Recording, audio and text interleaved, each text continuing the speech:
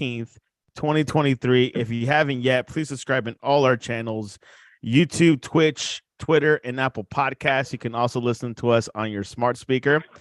If you're listening on Apple Podcasts or Spotify, please leave a rating and a review. It will help us out tremendously. We're also on online digital radio.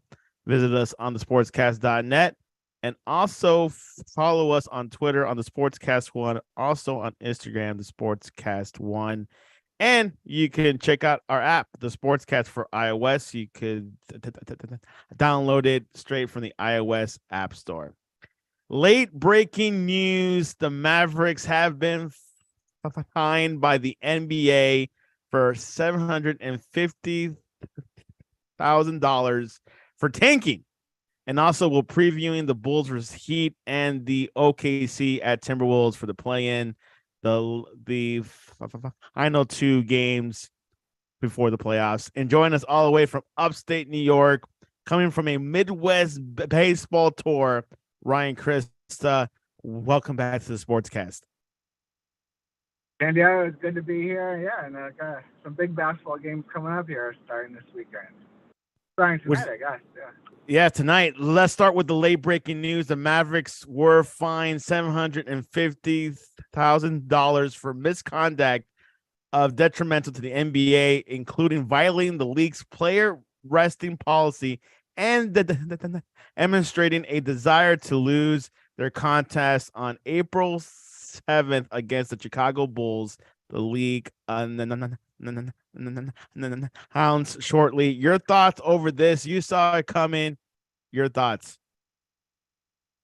Yeah, as a Mavericks fan, it's tough, because Wednesday night they go, they're in the midst of a tough streak.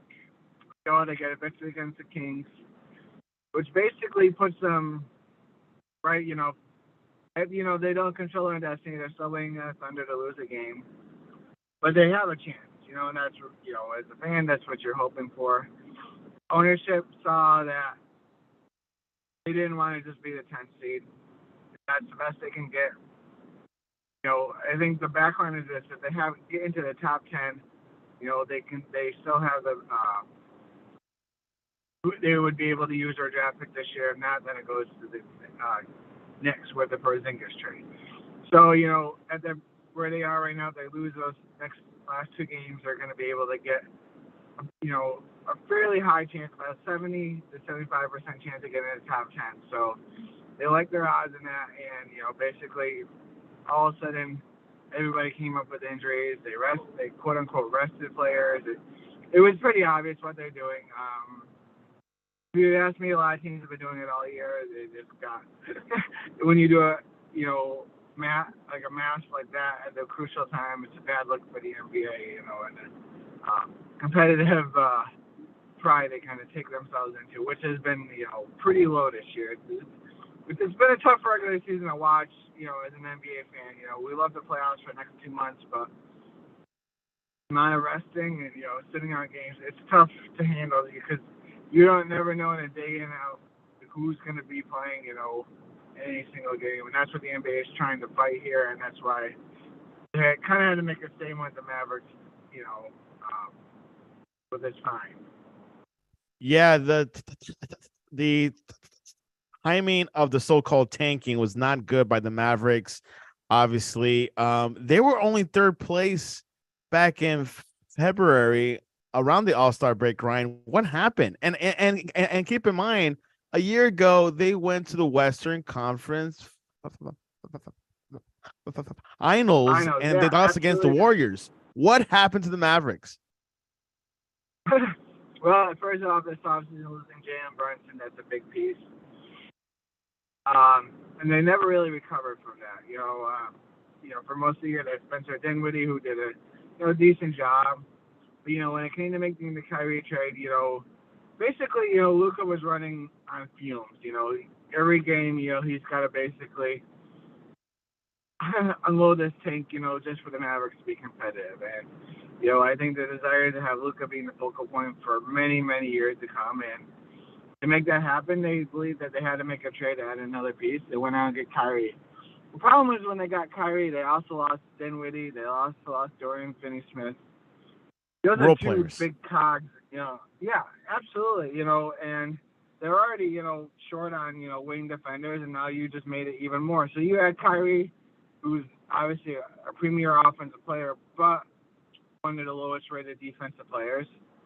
And then you take out, your better, defender, wing defenders. It's causing to. Now they're able to re-sign Kyrie, and build up the roster in the offseason. It could be okay. Which you don't mind. Adding. Yeah, I mean, if they can keep Kyrie, you have a great backcourt. But they need a rebounder. This team is a dismal wing defending, a dismal rebounding. There's a lot. This roster had a lot of shortcomings. That just became more of a glaring hole after the Kyrie trade. So what was the thought with the Kyrie trade? Was this going to be enough for them to go deep in the playoffs? Absolutely, I think it was just try to get a piece, Luka, in the sense of getting him help. But in return, you give up. It's a trade. You improved the team in a sense of offensively, but you took a backseat defensively. But and that's what midseason trades. You got to understand that what the trade deadline so far back in the season, and then Kyrie was hurt, Luka was hurt. They just never got in the rhythm. It ended up becoming a dumpster fire, and they were free falling through the standings, Santiago, in the last month of the season. So it was a tough pill to swallow for a fan, seeing them tank the last. But now that's done, it's over with. It's sad not seeing them in the playoffs, but here's an offseason filling up some roles, and hopefully locking up Kyrie. Because if they don't lock up Kyrie, basically you lost valuable assets. Dorian Finney-Smith has been an extremely productive asset for this organization for a very long time. That key role player that you kind of just need, and then just kind of let him walk out the door.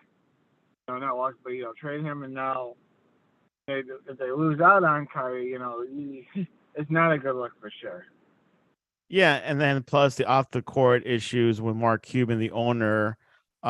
He also got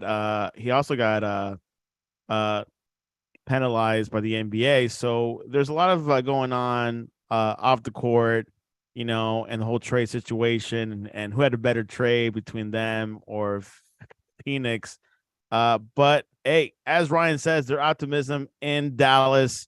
Luka has whispered that if things don't get straight, he wants to leave the Mavericks in a year from now. That got out, but he quickly squashed that the other day, at his end of year press conference, saying he loves Dallas, he wants to be here for a long time. So we'll see, I think he wants that legacy, and he wants to win here in Dallas, I think he'll be patient. I don't know if he'll be Damian Lillard patient, but that's another dumpster fire, Ryan. Oh yeah, I mean, they're right in the playoff line, and they literally decided not to play. So it's funny because the Mavericks got penalized, and the Trailblazers did that for 2 months basically to make sure they got a lottery pick, and nothing. What? It's optics. It's optics, Santiago. It's optics. So why hasn't the Blazers been penalized? Because they didn't just take 5 players out of their starting lineup on elimination game, which made it quite obvious. So the funny thing is, in San Diego, Friday night the Mavericks are up by 9 points. I would call them their second string, and basically they had to take out their second string and put in the end of the bench just to make sure they would lose that game. It was pretty. I was like, oh yeah, I was pretty excited. I'm like, they're doing it, but Yeah, it is what it is. So which draft pick are they predicted to go for the NBA draft? I mean, they're not going to get a top pick unless something goes crazy and all. You're going to end up seeing in the 8 to 10 range probably. And that's you're looking to get a solid role player. Probably fill in the role of a defender. I'm looking. My eyes are on a guy named Taylor Hendricks from UCF. 6'8", supreme athlete. A lot that you got from Dorian Finney-Smith.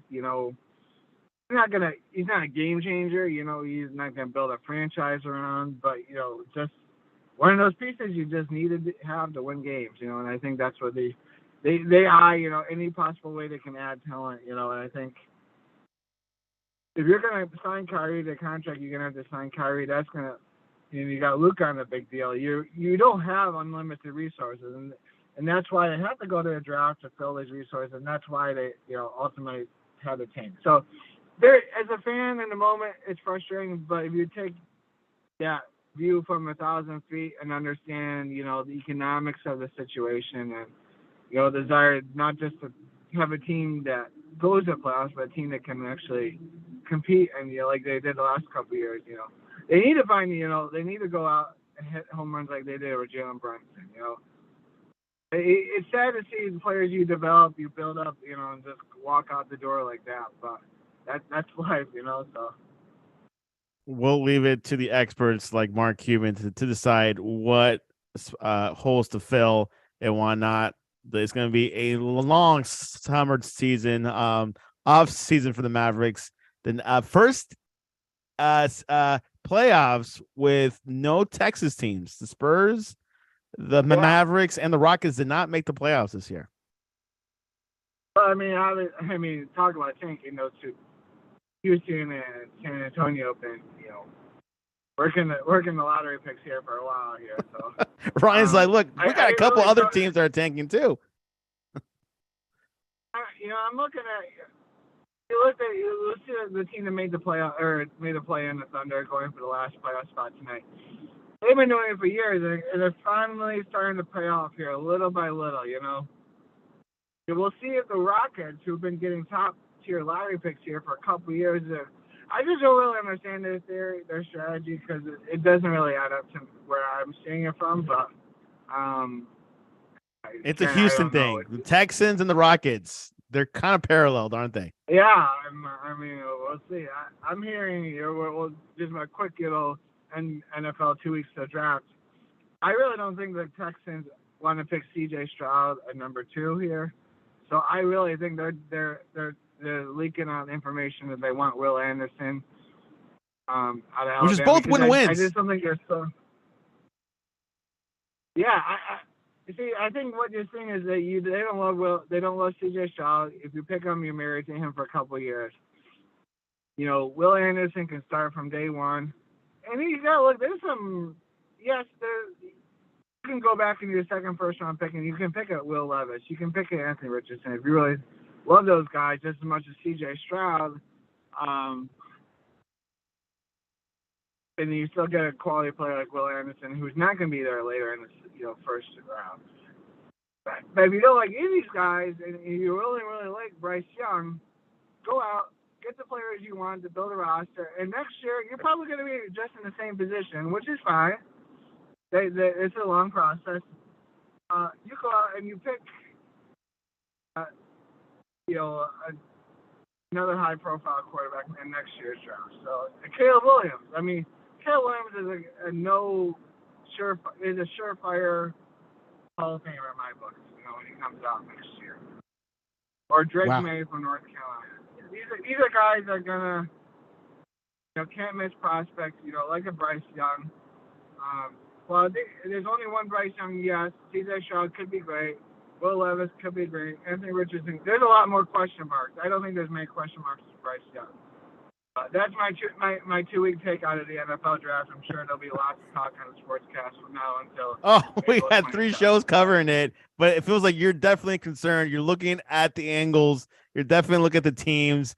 I don't know what the Broncos want, but we'll leave it for another week. Hopefully, Ryan can make our big show and talk about who's going where and what's going up. A lot going on with that drama. Let's go back into the NBA, the play-in tonight. The final play-in games tonight, Bulls versus Heat. Let's start with that. Any of these two teams can face the Milwaukee Bucks. The Chicago Bulls, they beat Toronto back on Tuesday, Wednesday night. It was kind of a surprise because Toronto was leading by a lot for most of the game. The Bulls came scrambling back. Zach LaVine had one heck of a game. The Heat, they lost against Atlanta, against Trae Young, 116 to 105. It was not even close. So these teams will face tonight. Your thoughts on tonight's matchup, which the winner will play the Milwaukee Bucks? Yeah, I mean, do I think any of these teams can beat the Milwaukee? Absolutely not. I really don't know what's happening to the Heat. You know, they go from we talk about the Mavericks falling from grace here, going from the Western Conference Final. The Miami Heat were a team that were in the Eastern Conference Final, one game away from the actual finals, and now they're looking at, you know, win or go home here in the play-in. So they're just not getting anything other from anybody really other than Jimmy Butler, a little bit from Tyler Hero. Bam Adebayo is not the same player he was last year.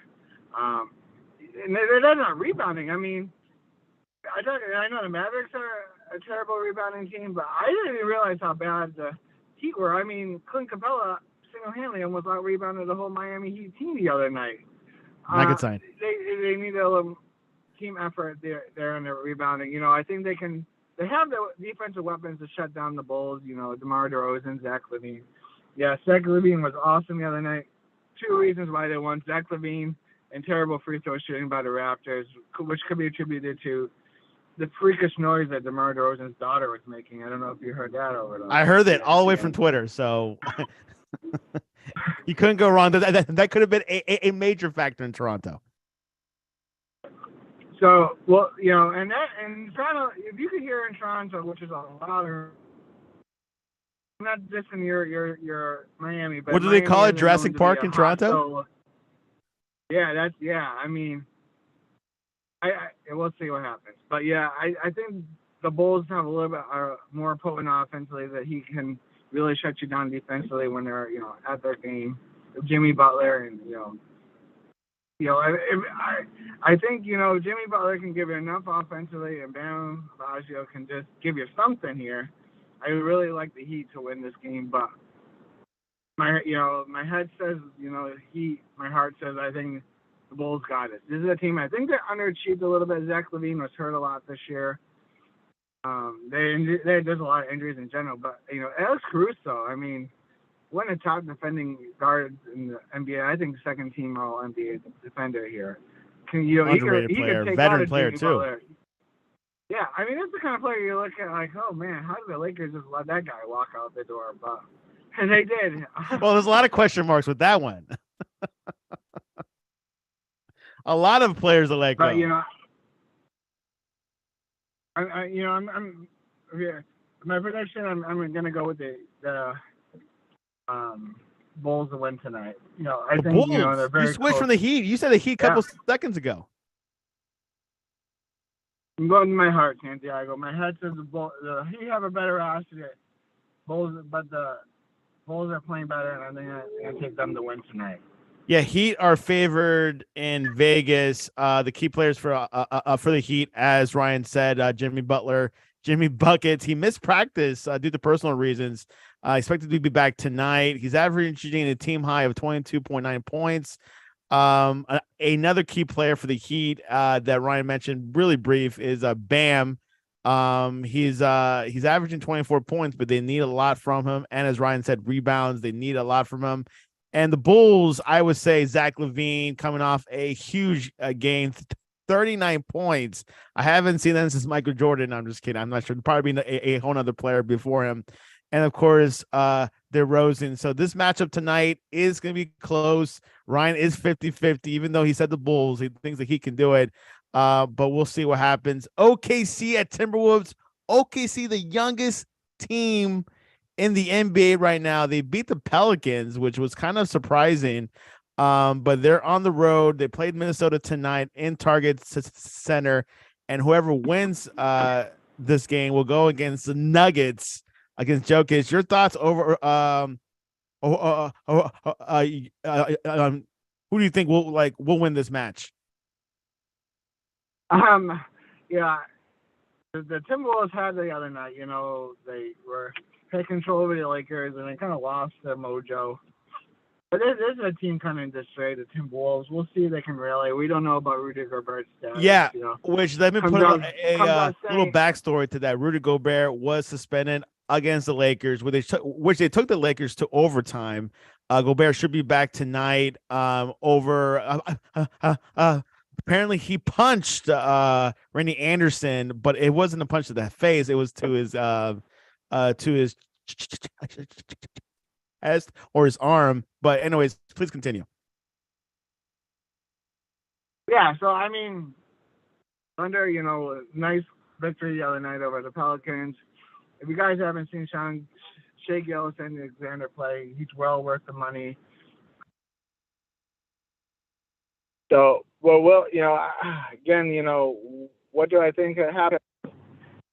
I think that the Timberwolves win. I think it's another close game because I think the Timberwolves is a little bit more seasoned. They got players like Mike Conley, and Karl-Anthony Towns, Edwards. I think there's a little better roster right now than the Thunder. But the Thunder future, I think, is a lot brighter than the Timberwolves. But in the moment, I'm going to pick the Timberwolves to win the game. Yeah, Timberwolves are favored tonight in Vegas. Key players for the Thunder, as Ryan said, is Shai Gilgeous-Alexander and guard Josh Giddey. Very young squad. We'll see what happens. Karl-Anthony Towns is a two-way phase force in the front court. Towns has a knack for pulling down boards and swatting away shots in the lane, so he'll be key for tonight. They almost beat the Lakers. I mean, without Rudy Gobert, I mean, this team looks very, very stacked. Don't you think? Yeah, they have a lot of good players. It's just they just don't have that team unity all the time. When things start going bad like they did the other night, they kind of unravel quickly. But I just think they're just a little bit more seasoned. They can get the leadership out of Mike Conley that they can get, in our Karl-Anthony Towns. I think they'll be okay tonight, but it'll be a good game.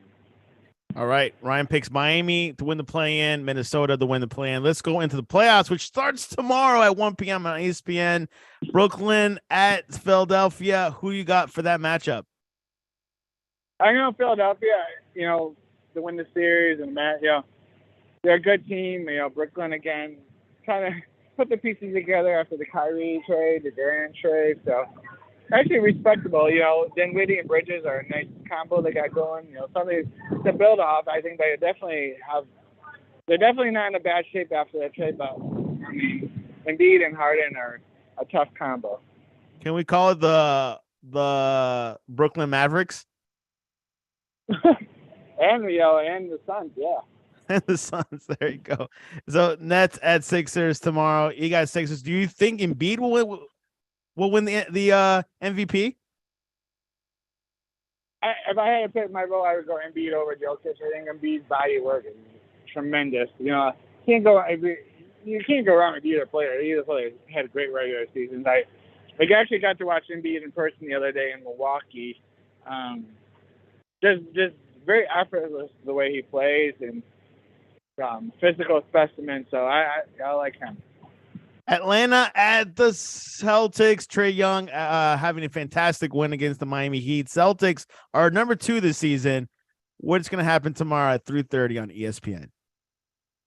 I think the Celtics really win this. It's not kind of cruising this series. I think the ability to just lock down defensively and getting, Tatum and Brown and company and Horford, they're just too much for the Atlanta Hawks. Now, what's the deal with the Atlanta Hawks? They lost they got rid of their coach this past season. Are they in a good state of condition, or this is the Hawks from a couple years ago where they cruised to the Eastern Conference? They're just totally inconsistent. I mean, they're the most Jekyll and Hyde team there is. They're literally, they're 500. They've been within 500 all year, basically, for the last 2 months. They win a game, they lose a game. Win a game, they lose a game. I just think they're going to lose 4 straight to the Celtics personally. Nate McMillan was that coach that they got rid of around the All-Star break, so we'll see what happens in that series. Should be a good one. Usually Trae Young likes to spook up a little bit up in the games will be close. Northeast in New York and Boston. So yeah.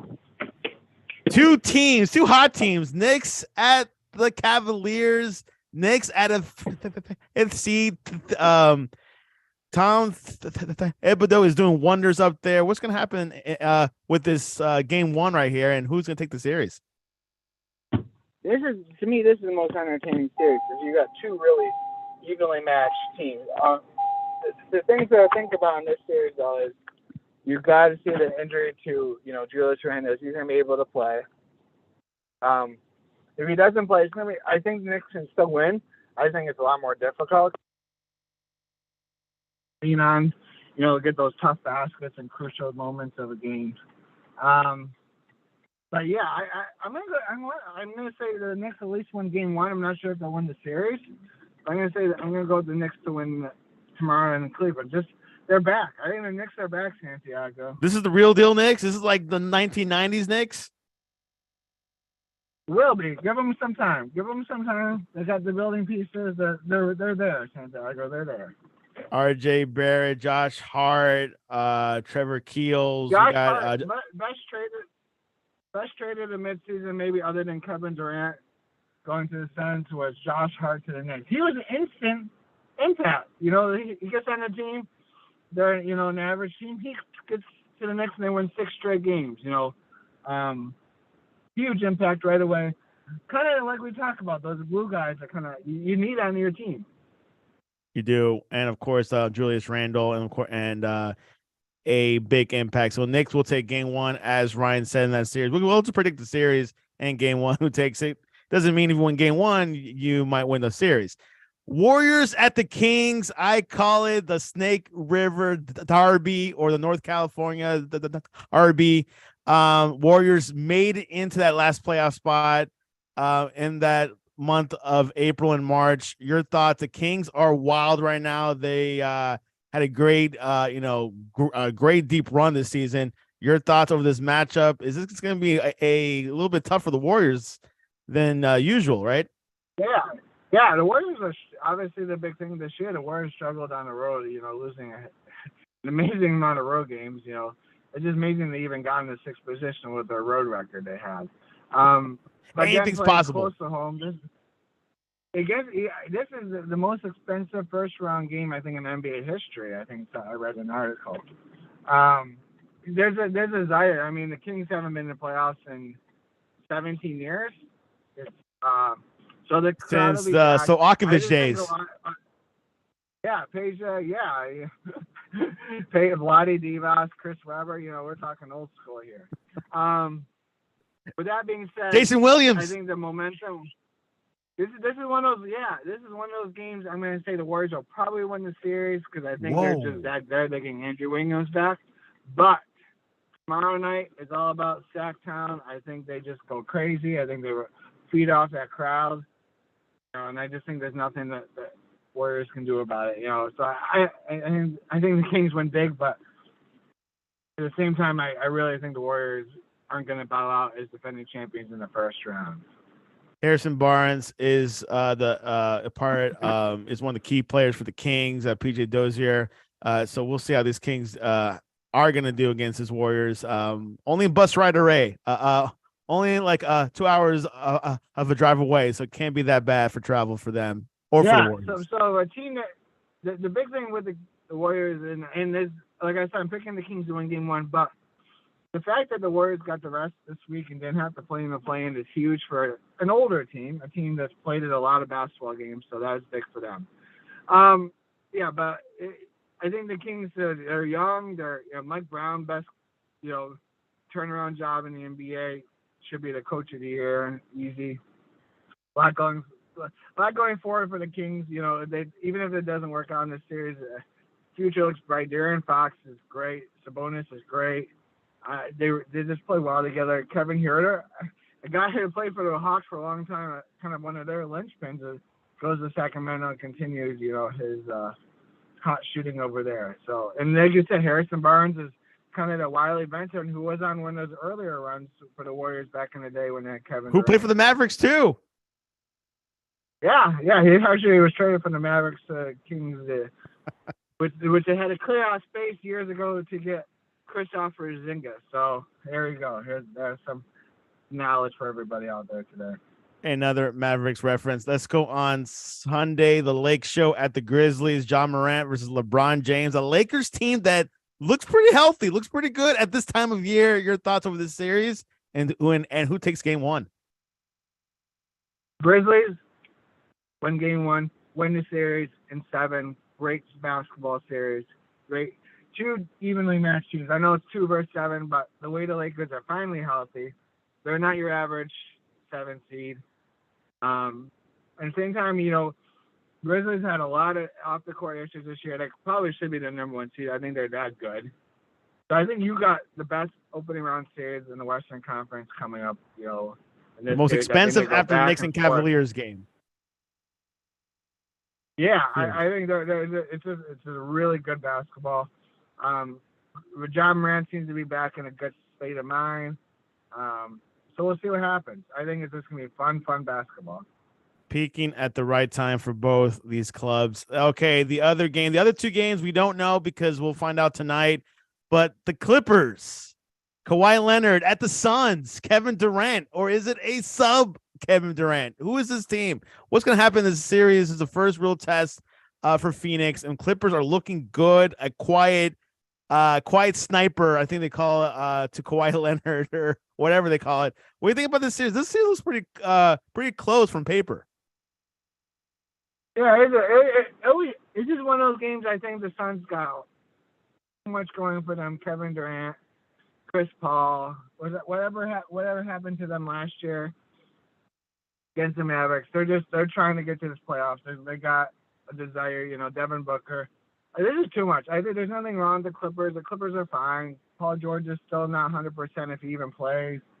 I just think there's just too much in Phoenix going on. I think this is one of those things you're going to have a lot of competitive games. I just like Suns in clutch moments. You don't like Phoenix because they're kind of like the Mavericks rivalry in like the they Southwest or something. We're not. We're going in 2 opposite directions right now, Santiago. They made a trade that worked. We made a trade that worked. So it's a Mark Cuban decision. Ryan, you still there? Yep. I'm here. Okay. Yeah, it was a Mark Cuban decision. He could be the Dan Snyder of the NBA. Yeah, I don't know. He's not as toxic personality as Dan Snyder, but yeah, he's. Well, there you have it. The playoffs, the play-ins tonight. The playoffs is this weekend. A lot going on. 2 pivotal games tonight, and then more pivotal games this weekend. This is where the NBA gets heated and things like that. Ryan, before we go, your thoughts. Washington Commanders is probably going to be sold to the Josh Harris group, which includes Magic Johnson, NBA reference. Your thoughts over this acquisition? Yeah, Magic Johnson likes his hands on a lot of things. Obviously, one of the primary owners of the Dodgers. What they did, that group does with the Dodgers is great. They're willing, and the Sixers, the Josh Harris, they're willing to spend money. They're kind of hands off in the sense of, they're not going to get involved in daily management. But what they are going to do is give your team resources that needs to be successful. So for the Commanders, I hope the best for you because it's been a long time. You guys deserve it. That franchise used to be a beacon to the NFL and now kind of a disgraceful franchise. Hopefully they're able to turn the corner, fill up FedEx Field, get a new stadium. So turn that franchise around. Ryan, it's too much to ask for. This ownership group, and I think this is wild. As bad as valued as I think the Commanders are, they got $6 billion for it. That's more than what the Walmart Group paid for the Broncos, which is another. I think was in a much better state. Yeah, and, but Ryan, the real Panthers, estate of Washington D.C. is much more higher than Denver. Yeah, but I mean, what they paid $6 billion for that franchise, and now they have to go out and probably pay $1 billion plus buy land and build a stadium on. So they got deep pockets. They'll make it happen. The other owners are excited to kind of see Dan Snyder to the door. Like I said earlier, the quicker Dan Snyder gets out, the less that you have to hear about, kind of the, shortcomings of the other NFL owners that could come out if there had more hearings on with Dan Snyder. Which the court cases will continue even after this acquisition is finalized. Ryan, anything else before we head into the playoffs? Yeah, we talked about the Sacramento Kings breaking their losing, the playoff streak. You know, my Pittsburgh Penguins go the opposite direction. They lose their playoff streak, you know, after 17 straight years. So sad to not have the Mavericks or Penguins in the playoffs. You know, this, you know, what I'm usually used to doing in the springtime, but, you know, this means more. This is them. It won't stop me from watching the NBA or NHL playoffs going on. Really enjoyed my Midwest tour of MLB stands. If anybody gets a chance to go to Wrigley Field, definitely worth the trip. Worth the trip. One of the oldest stadiums in the baseball. My Florida Panthers went to a game last night. They lost against the Carolina Canes. Yeah, that's a costly loss for them. Now they have to go face the vaunted Boston Bruins because of that loss. That's not a good. Yeah, Boston Bruins is the top dog in hockey, aren't they? Yeah, everything in Boston is top dog except for the Red Sox. So, and maybe the Patriots, which is debatable. Yeah, well, the Patriots. Yeah, that's another story. But yeah, Ryan, okay, random question of the day. What goes best with pecan? Options are pecan pie, pecan brownies, vegetables, or ice cream. Ice cream. I would say pancakes if that was an option, but that's not a bad option. Pecan pie is winning as always at 50%.